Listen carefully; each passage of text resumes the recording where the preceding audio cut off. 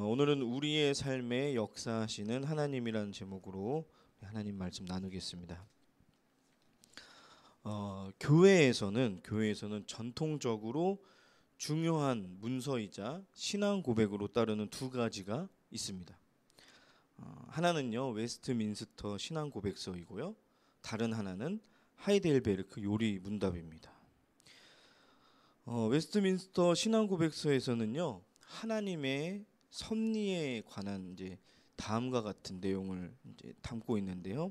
하나님께서 섭리를 베푸실 때 여러 수단을 사용하시지만 그런 수단들이 없어도 그것들을 초월하거나 역행하시면서 마음에 원하시는 대로 자유롭게 역사하신다. 두 번째, 하이델베르크 요리문답에서는요 하나님의 섭리를 다음과 같이 말하고 있습니다.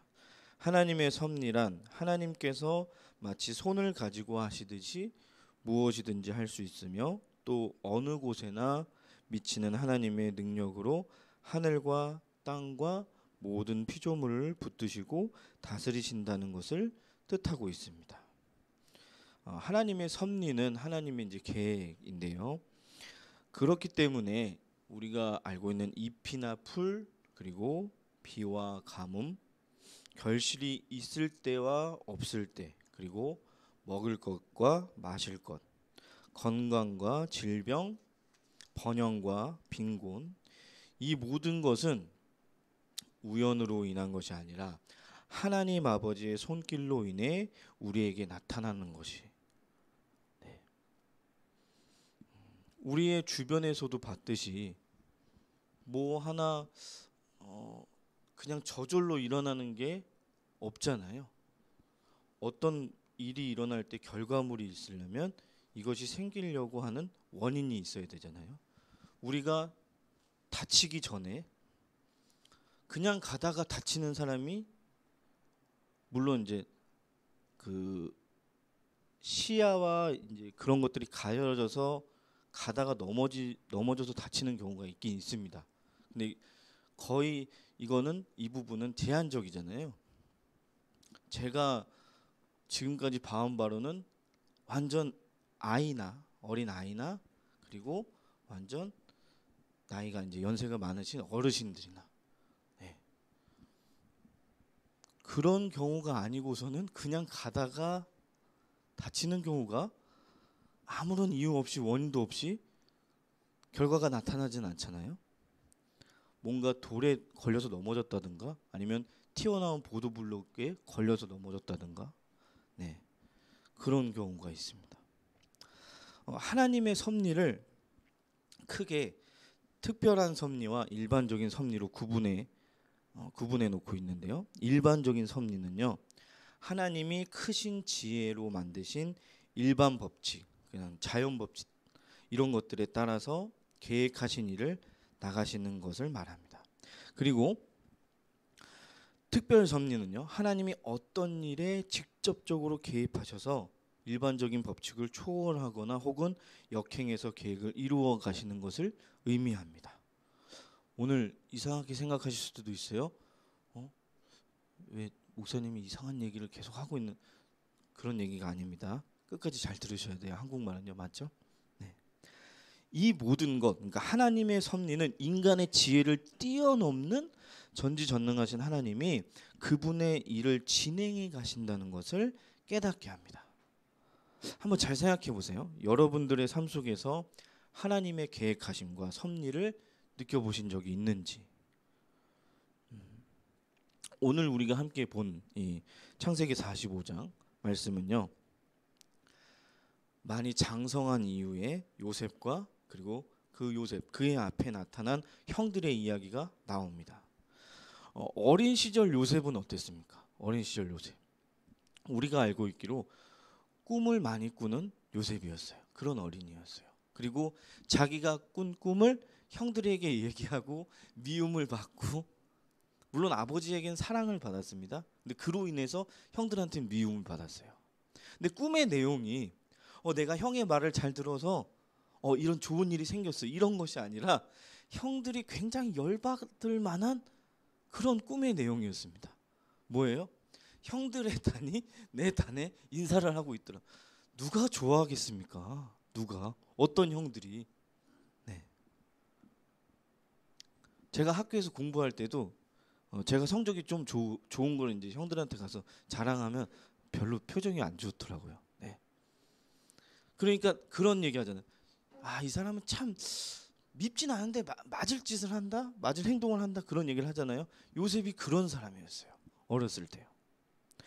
그러니까 꿈을 자기만 꾸고 아버지한테 가서 얘기만 하고 형들한테 얘기를 안 했으면 미움을 안 받았을 텐데, 가만히 있었으면 그러지 않았습니다. 그랬던 요셉인데 그 요셉의 꿈이 어떻게 됐어요? 실현이 됐어요. 오늘 그 장면이 실현이 된 이후의 장면입니다. 요셉을요, 미디안 상인에게 팔아넘긴 형들이 자신들의 땅의 흉년을 견디지 못하고 애굽으로 곡식을 사러 왔습니다. 그래서 애굽의 총리가 된 요셉을 만나지만 형들은 그가 요셉인지 알아보지 못하고 요셉의 발 앞에 그저 엎드리기만 합니다. 요셉은 자신을 알아보지 못하는 형들을 한번 시험해 봅니다. 그들의 변화된 모습을 기대하면서 연단시키기 위해서였습니다.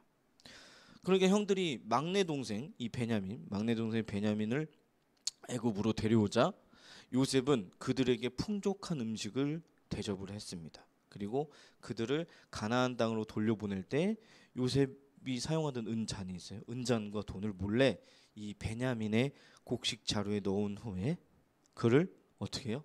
도둑으로 몰고 갑니다. 요셉은 형들에게 도둑질한 이 막내 동생 베냐민만 희생시키면 다른 형제들은 살 수 있다고 말하며 그들을 시험을 합니다. 그러자 유다가 자신이 대표로 벌을 받겠다면서 이전에 요셉을 팔아넘길 때와는 많이 달라진 성숙한 모습을 보여줍니다. 그래서 유다는 이 베냐민의 짐에서 은잔이 나와 적발이 된 것을 두고 하나님의 종들의 죄악을 찾아내셨다라고 말하며 하나님을 하엘로임이라는 단어로 표현을 했습니다. 그러니까 이는 형제들이 과거에 요셉에게 행한 일로부터 지금에 이르기까지 모든 일의 배후에 전능하신 하나님이 역사하시고 계심을 겸허히 인정을 하고요, 하나님 앞에 모든 일이 드러났음을 고백하는 것이었습니다. 이 모든 일의 근저에는 하나님의 나라를 만들어 가시는 하나님의 주권적인 일하심과 섭리가 있었습니다. 이 형들의 변화된 모습과 자신의 상처가 회복됨을 경험한 요셉은요, 더 이상은 자신의 감정을 숨길 수 없어서 형들 앞에서 통곡을 하며 자신을 밝힙니다. 요셉이 흘린 이 눈물에는요, 여러 가지 의미가 있습니다. 뭐냐면 자신의 삶을 되돌아볼 때 고난과 고통이 있었지만 그 매 순간순간마다 하나님이 인도하셔서 드디어 형들을 만나는 꿈이 실현된 것에 대한 감사의 눈물이고요, 동시에 하나님을 깨닫지 못하고 욕심대로 살았던 그 형들의 변화된 모습을 보면서 흘리는 용서의 눈물입니다. 이제서야 요셉은요, 형들에게 자신의 아버지 야곱의 안부를 묻게 됩니다. 그렇지만 형들은 어리둥절할 따름입니다. 왜냐하면 지금 형들의 입장에서는 이 내 눈앞에 있는 애굽 총리가 자신들의 동생이었던 요셉이 아니거든요. 그런데 애굽의 총리가 왜 우리 아버지의 안부를 물어보지? 그렇기 때문에 어리둥절했습니다. 조금 전까지만 해도 불호령을 내리던 이 애굽의 총리가 자신들이 팔아버린 그 동생 요셉이라는 사실 앞에서 이 그들은요, 엄청난 충격과 공포를 느꼈을 것입니다. 왜 우리가 드라마나 영화를 보면 누구를 죽이라고 이제 시키잖아요. 근데 죽은 줄만 알았던 그 사람이 어떻게 해요? 몇 년 후에 당당히 살아서 나타나요. 약간 그런 느낌이었을 거예요. 죽은 줄 알았던 요셉이 살아있다는 그것도 놀라운데 그 동생이 애굽에서 어떻게 해요? 가장 막강한 권력을 쥐고 있는 애굽의 총리가 되었다는 그 사실에 자칫 그들이 죽을 수도 있겠다고 생각했을 겁니다. 아, 이제 우린 끝났구나. 이제 우리 끝났어. 저놈이 이제 막강한 권력을 가지고 있었으니까 우리를 다 죽이겠구나. 이렇게 생각했을 거예요. 자신들이 저질렀던 뭐 때문에? 과거의 잘못 때문에 그렇게 벌벌 떨고 있었던 겁니다. 형들의 이 같은 마음을 알아차린 요셉은 이렇게 얘기합니다. 당신들이 나를 이곳에 팔았다고 해서 근심하지 마소서, 한탄하지 마소서. 이 말에는요, 형들이 이전에 자신에게 행한 그 잘못을 용서하겠다는 요셉의 의지가 담겨 있습니다. 사랑하는 이어교회 여러분, 우리 여러분들이 이제 여러분들에게 상처를 준 그 누군가를 진심으로 용서해 주신 적이 있나요? 그리고 그 용서한 이후에 어떤 변화가 있으셨나요? 제 얘기를 조금 해보겠습니다. 제 얘기를. 저는요, 일남 삼녀의 집안에서 장남으로 태어났지만 뭐였을까요? 막내였습니다. 네, 위로 누나만 셋이었죠. 아들이라는 이유로 부모님과 가족 친지들의 사랑을 많이 받으면서 자라왔습니다. 심지어는 저희 외할아버지가 저를 보시려고요, 석관동 아시죠? 석관동? 석관동부터 의정부, 가능동까지 매일 자전거를 타고 오실 정도였대요. 네, 그만큼 많이 사랑을 받았습니다. 그렇게 자랐던 저에게도 뭐가 있을까요? 상처가 있었습니다. 상처가. 누구에 대한 상처였냐면 이제 아버지에 대한 상처였습니다. 어리고 힘이 없어서 약했던 저는 아버지의 그런 모습에 좀 두려움 속에 있었습니다.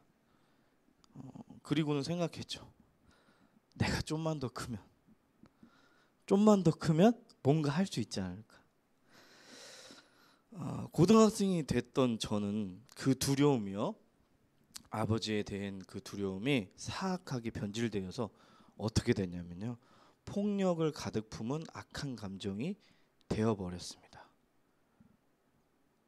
제가 어렸을 때 외쳤던 대로 나이만 좀만 더 먹으면 어떻게 해보겠다는 그 마음이요, 안 좋게 이제 악하게 변해가지고요, 좀 나쁘게 말하면 아버지를 좀 어떻게 해보겠다, 아버지에게 해를 입혀야겠다는 생각까지 하게 되는 지경에 이르렀어요. 그런데 그때쯤 교회에서 무슨 일이 있었냐면 성령 수양회를 하게 되었습니다. 교회에서. 그리고 그곳에서요, 아버지가 먼저 제게 다가오셨고 퉁명스럽게 내뱉으며 제가 이야기를 하는데 그 저의 이야기에 귀를 기울여 주셨고 결국에는 제 앞에서 무릎을 꿇으셨어요. 무릎을 꿇으시면서 제가 받았던 지난날의 그 상처와 아픔에 대해서 울면서 진심으로 사과를 하셨습니다. 저한테 용서를 구하셨어요.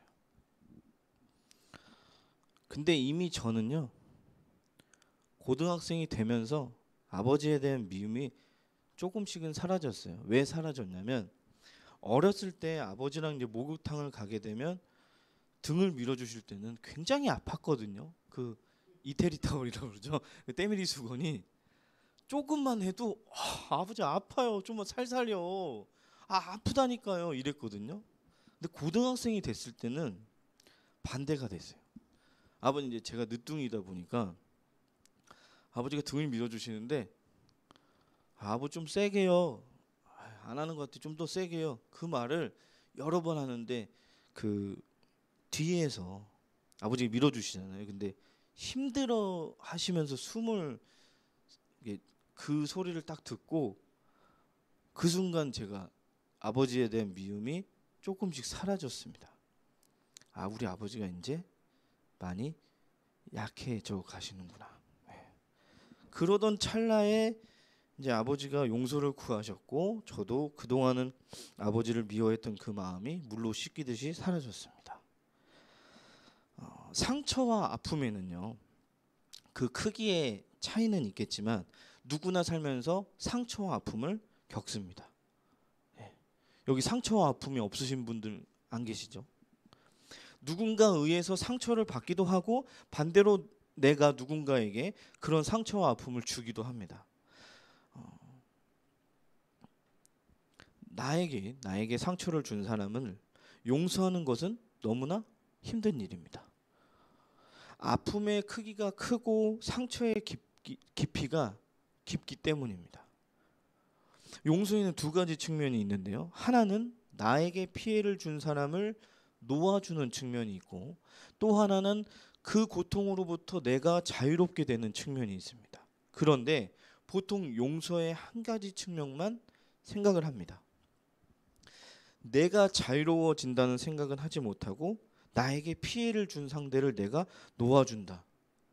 그 생각만 하기 때문에 마치 용서하는 것이 내가 손해보는 것처럼 느껴집니다. 그럼 그동안 내가 받았던 그 아픈 그 감정은 용서해주면 저 사람은 편할 거 아니야. 이렇게 생각한다는 거예요. 그래서 내게 잘못한 사람을 용서하는 것이 쉬운 일이 아닙니다. 네. 그러나 용서는요, 가해자를 위한 것이라기보다 피해자인 나를 위한 것입니다. 이 사실을 깨달으면 나에게 상처를 준 사람을 훨씬 수월하게 용서할 수 있습니다. 그리고 그렇게 용서할 때 우리는 용서의 모범을 보여주신 그 하나님이 우리 마음에 상상할 수 없는 자유와 평강을 주실 것입니다. 요셉이 애굽 총리가 된 것을 알고 충격과 공포에 사로잡힌 이 형들에게 요셉이 말합니다. 하나님이 생명을 구원하시려고 나를 당신들보다 먼저 보내셨나이다. 요셉은요, 하나님의 그 경륜과 계획이 사람의 생각과 그 어떤 행동보다도 앞선다는 것을 자신의 믿음으로 고백합니다. 그리고 형들의 생각 이전에 구원 계획을 가지고 계신 그 하나님이 자신을 애굽에 있게 하셨다는 것을 말하고 있어요. 또 요셉이 말하죠. 하나님이 큰 구원으로 당신들의 생명을 보존하고 당신들의 후손을 세상에 두시려고 나를 당신들보다 먼저 보내셨나니. 그러니까 하나님의 경륜과 계획의 목적이 큰 구원에 있다는 것을 말해주고 있어요. 그 구원은요, 두 가지 의미의 구원인데요. 첫째, 흉년으로 먹을 것이 없어서 굶어 죽어가는 그 위기에 처했던 가족들이 풍족한 애굽으로 와서 곡식을 사고 생명을 보존할 수 있었던 일을 의미하고요. 두 번째는 이 일을 시작으로 훗날 출애굽 역사를 통하여 하나님이 이스라엘 백성을 하나님의 백성을 삼으시는 영적 구원을 의미합니다. 마치 사람이 계획하고 의도하고 실행하는 것처럼 보이지만 실제로는 뭐예요? 하나님이 주권적으로 개입하시고 운행하시는 사건임을 보게 됩니다. 요셉이 애굽으로 온 것은요, 형들에 의해서가 아니라 하나님의 구원 사역에 쓰임 받은 그 사람으로 준비되고 사용되기 위해서 하나님이 보내신 것입니다. 네. 여기 계신 여러분들이 생각하고 계획한 것보다 크신 하나님의 계획을 깨닫게 된 일이 있으신가요? 이상하게 참 신기하게도 무슨 일을 할 때 그 당시에는 전혀 모르다가 그 일이 지난 이후에 그제서야 하나님께서 하셨구나, 하나님의 은혜였구나, 하나님의 계획이었구나라는 것을 우리는 깨닫게 됩니다. 희한하죠. 그때 당시는 몰라요. 그때 당시는 모릅니다. 물론 어떤 이들 중에서는요, 그것이 자신의 능력으로 이룬 것이라 착각하면서 하나님의 은혜를 망각하는 사람들도 있습니다. 사람들은 저마다 자신의 삶을 계획하면서 살아갑니다. 어렸을 때 다 한 번씩 해보셨을 거예요. 방학 되면 먼저 하죠?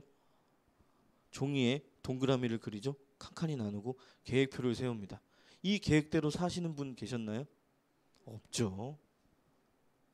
뭐 언제 일어나기, 뭐 밥 먹기, 뭐 써 있잖아요. 공부하기, 숙제하기. 그런데 뭡니까? 일어나기, 놀기, 자기. 다 이랬던 경험이 있으셨을 거예요. 그리고 방학 숙제는 언제 하는 거예요? 개학 전날 몰아서 하는 거죠. 어렸을 때 그랬던 것 같아요. 계획을 세우고 준비할 때는 모든 것이 생각대로 이루어지리라고 생각을 합니다. 우리는. 그러나 생각처럼 되지 않는 경우가 참 많이 있죠.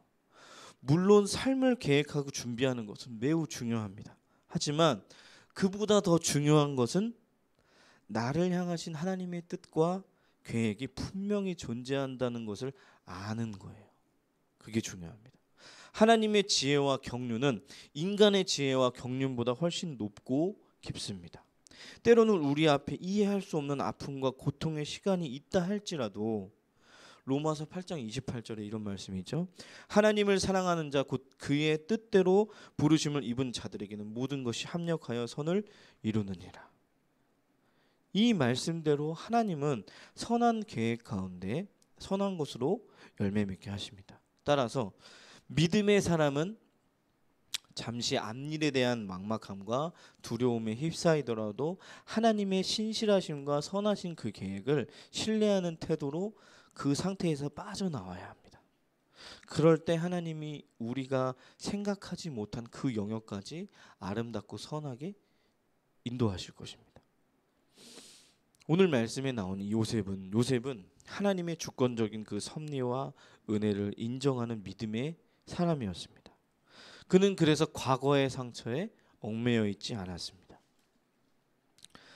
그는 형들의 악행조차, 형들이 자신에게 했던 그 악한 일조차 생명 보존이라는 하나님의 목적을 이루는 도구였음을 깨달았기 때문에 그는 형들을 용서할 수가 있었습니다. 하나님은 선하신 계획 안에서 우리의 과거의 그 상처까지 사용하셔서 그분의 뜻을 이루십니다. 또한 인간의 경험과 생각으로 이해할 수 없는 상황을 뒤집으시며 그분의 주권과 권능을 보여주십니다. 그래서 우리는 이러한 하나님의 주권적인 은혜를 신뢰해야 됩니다. 믿어야 됩니다. 그 이유는 진정한 용서와 화해는요, 하나님을 온전히 신뢰하는 데에서부터 시작되기 때문입니다.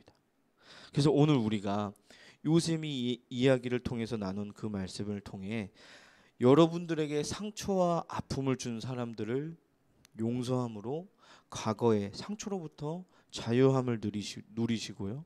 그리고 하나님의 그 뜻과 그 계획을 신뢰하시면서 하나님의 내 삶의 주인 되심을 인정하시는 여러분들이 되시기를 주님의 이름으로 축원합니다. 기도하겠습니다. 우리의 삶에 역사하시는 하나님, 오늘도 말씀을 통하여 내 자신을 되돌아보게 하여 주시옵소서.